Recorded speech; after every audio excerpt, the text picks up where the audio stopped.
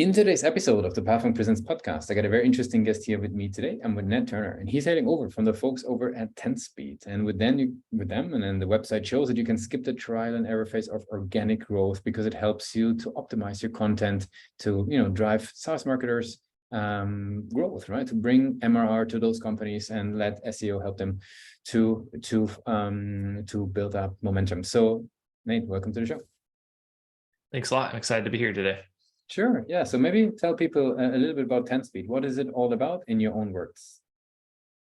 Yes. So 10Speed is a content optimization agency. We work with SaaS companies and help on sort of the strategy, content creation, and conversion aspect of that. So kind of every step looking in how we can get the most out of the content for companies, whether that's through new content or anything they already have existing. Mm-hmm. That makes a lot of sense. Now, what would be the types of organizations? I mean, I've already brought up the SaaS marketers there, but what would be the types of businesses you guys would be working with primarily? Yeah, so we do work, I would say pretty heavily into B2B SaaS. So that's a big one for sure. We do a decent amount on the consumer side as well, in terms of like consumer SaaS.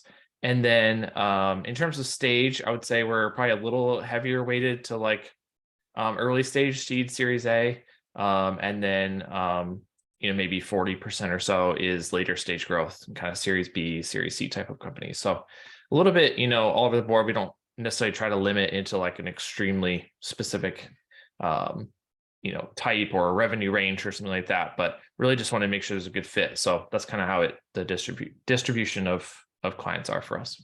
That makes a lot of sense. Now, who within those organizations would you say is typically sort of the champion that puts, you guys on the table? Most of the time, it is the head of marketing, whether that's a manager, director, VP, CMO.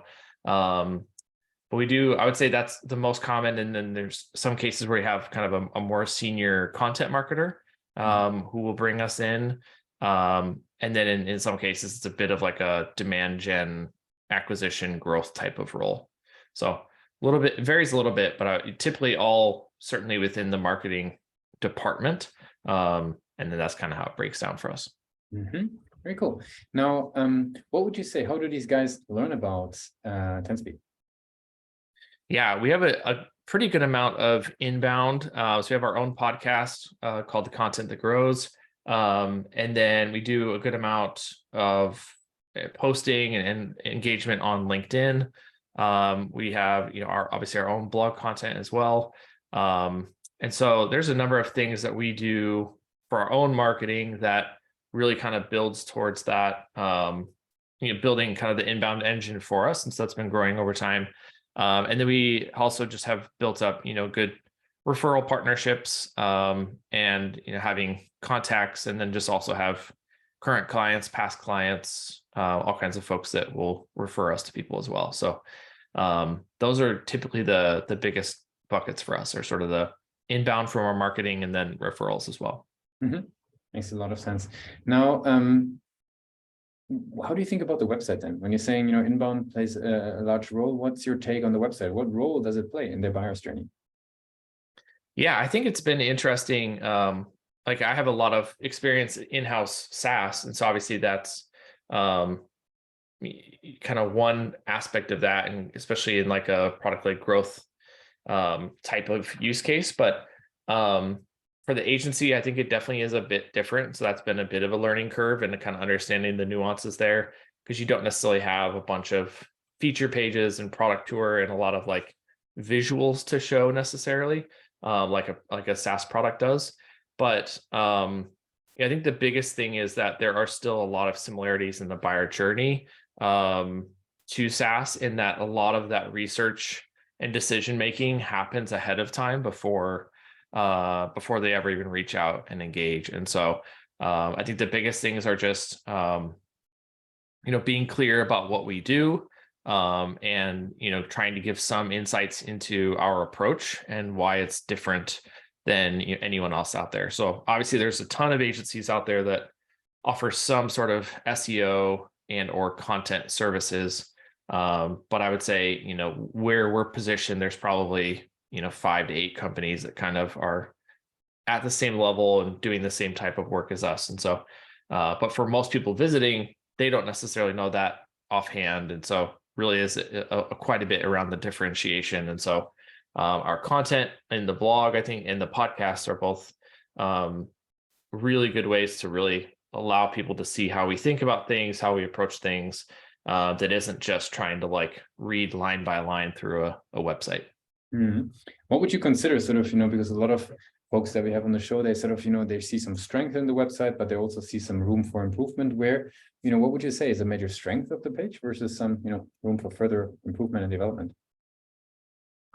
I would say well, I'll start with the room for improvement because that's, I think clearer for me at the moment. I think there's just a lot that I would like and that we are actively working on and just kind of improving what would kind of typically fall into product marketing, positioning, just, continuing to come back with fresh eyes or getting outside feedback on what's clear, what's not, like I said, sort of that differentiation aspect, because there's so much nuance and so many things here and there within our services and strategy and the way we approach and work with clients, that I don't think we're 100% relaying that through the website. If someone's only going to spend a minute or two on there, like making sure it's as impactful as possible.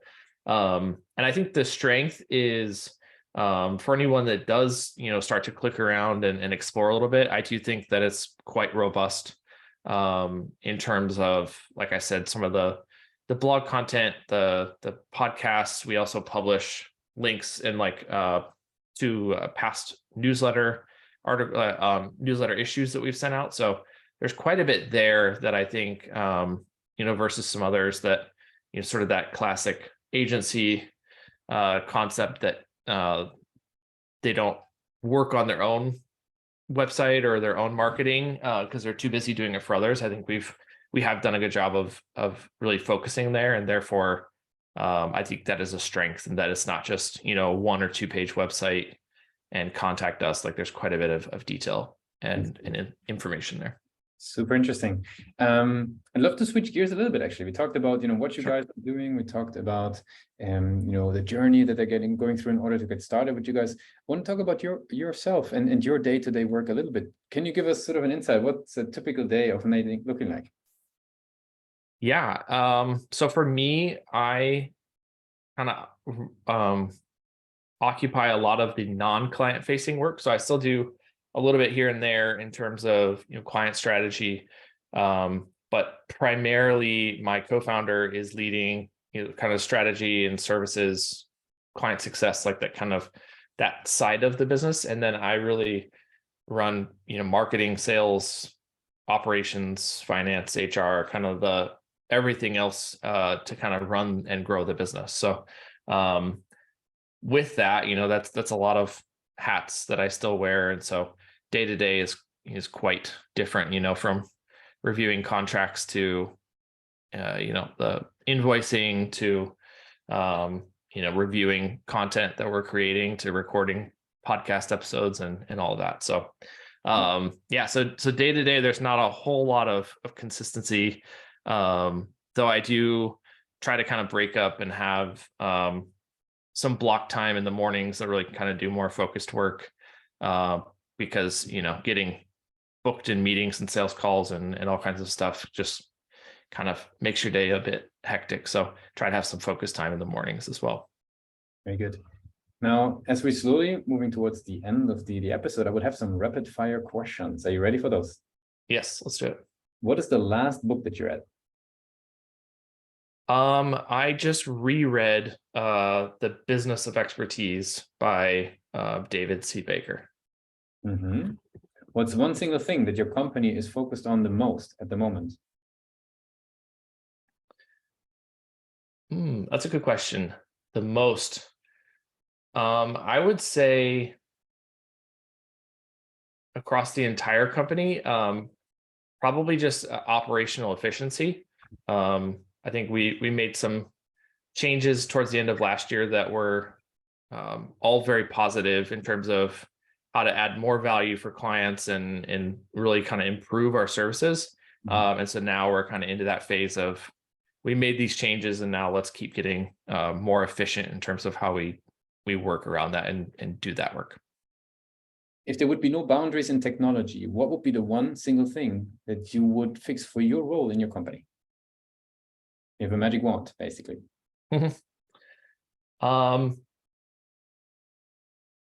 Probably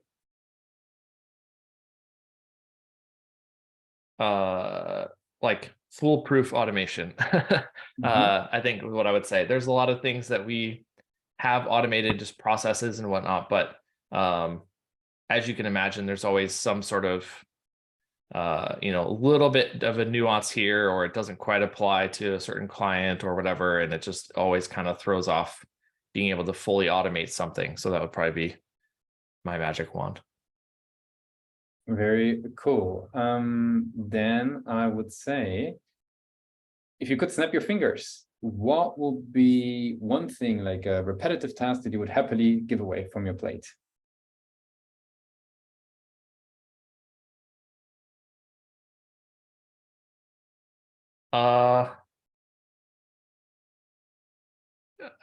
Deleting emails that I get with people trying to sell me backlinks.